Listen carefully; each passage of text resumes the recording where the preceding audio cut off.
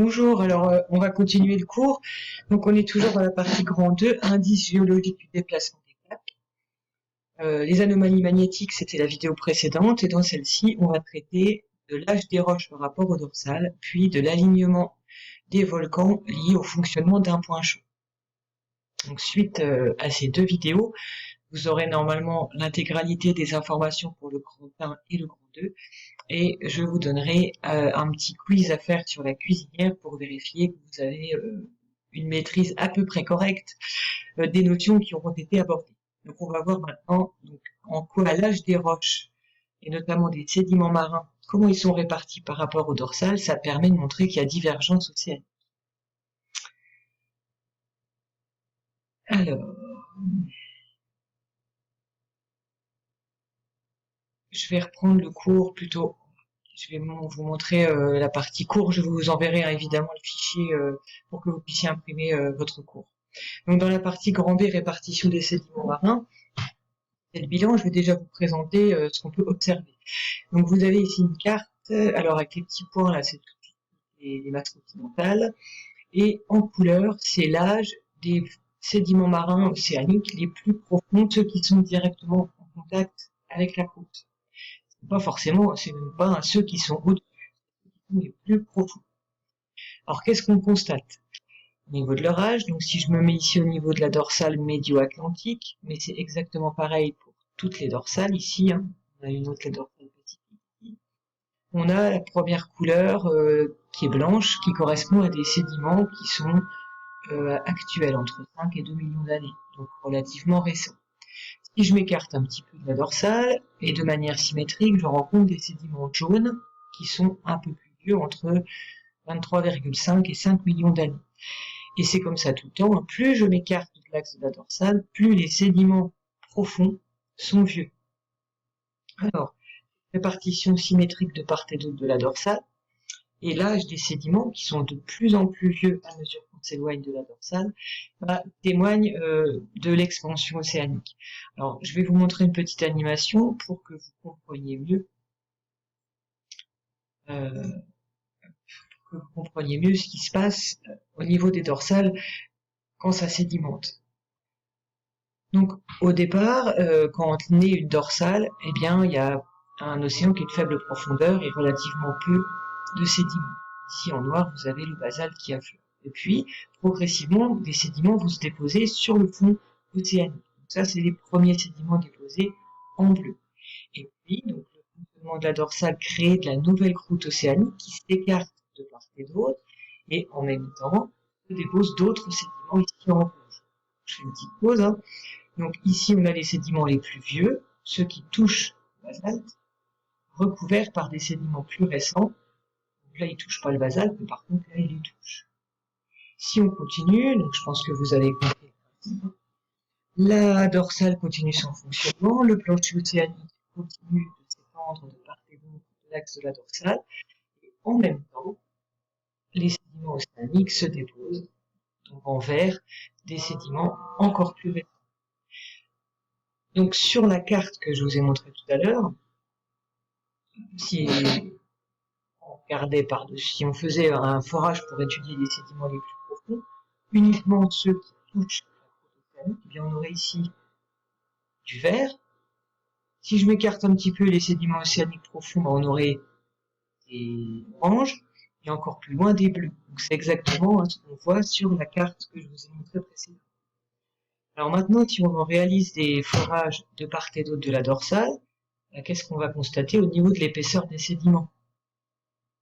Alors ça va dépendre d'où on fait le forage. Si on fait un forage près de la dorsale, l'épaisseur des sédiments sera relativement faible, puisque ça fait pas très longtemps que le plancher océanique existe près de la dorsale.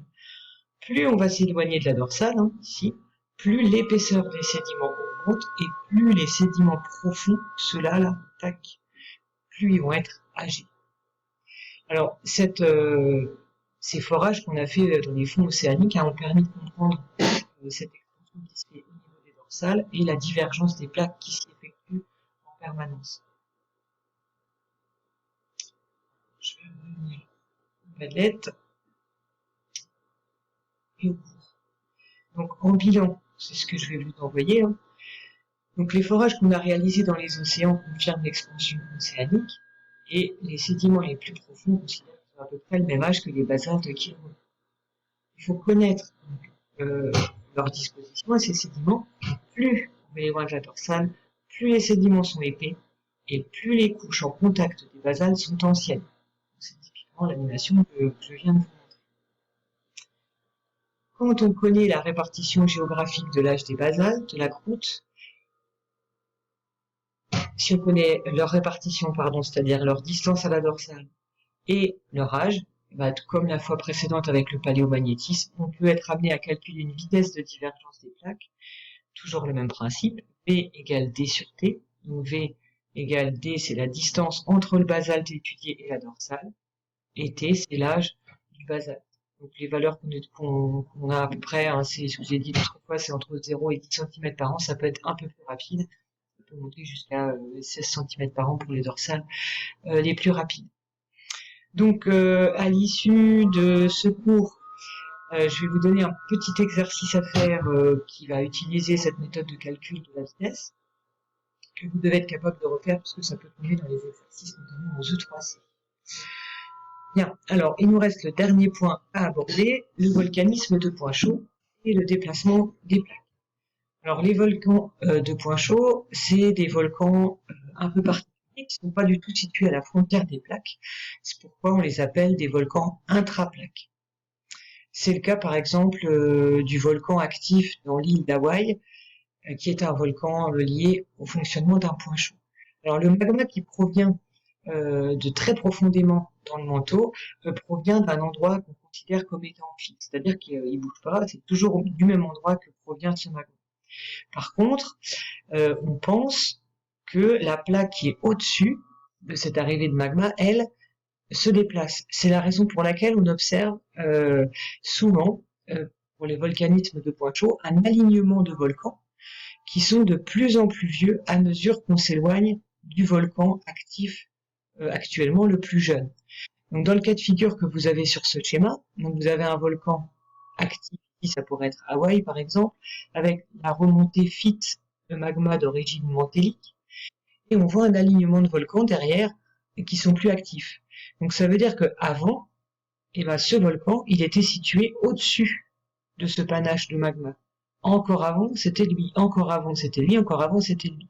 Ça veut dire que la plaque, ici en vert, s'est déplacée au cours du temps vers la gauche, et ce qui explique cet alignement volcanique. Donc si le déplacement de la plaque continue encore, eh bien ce volcan va à nouveau être un volcan éteint, et ici, celui-là il va se retrouver là, et ici on va avoir un nouveau volcan actif. Alors ça on le voit par exemple au niveau de l'archipel d'Hawaï, où on a toute une série d'édifices volcaniques, plus ou moins anciens. Donc le plus récent, c'est celui-là, Mauna Loa, qui est en activité, et ici, des édifices volcaniques de plus en plus vieux à mesure qu'on s'écarte d'ici.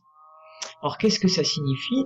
Ça signifie que le point chaud, aujourd'hui l'arrivée du magma, elle se fait ici, mais qu'avant, c'était cette région, celle-là, celle-là, celle-là, etc., jusque-là. Donc au cours du temps, on peut observer que la plaque qui se situe au-dessus du point chaud fixe s'est déplacée dans deux directions différentes. Donc entre 40 et 60 millions d'années, cette plaque s'est déplacée essentiellement vers le nord, et entre 40 millions d'années et aujourd'hui, c'est un déplacement plutôt vers le nord-ouest. Alors quand on observe ça, c'est assez facile de calculer des vitesses de déplacement. Donc le mieux pour calculer des vitesses qui soient les plus significatives possibles, c'est d'avoir quand même un certain laps de temps entre les deux volcans. Donc par exemple, on peut le faire ici entre cet édifice volcanique et celui-là. Donc entre ces deux volcans, il s'est écoulé 20 millions d'années.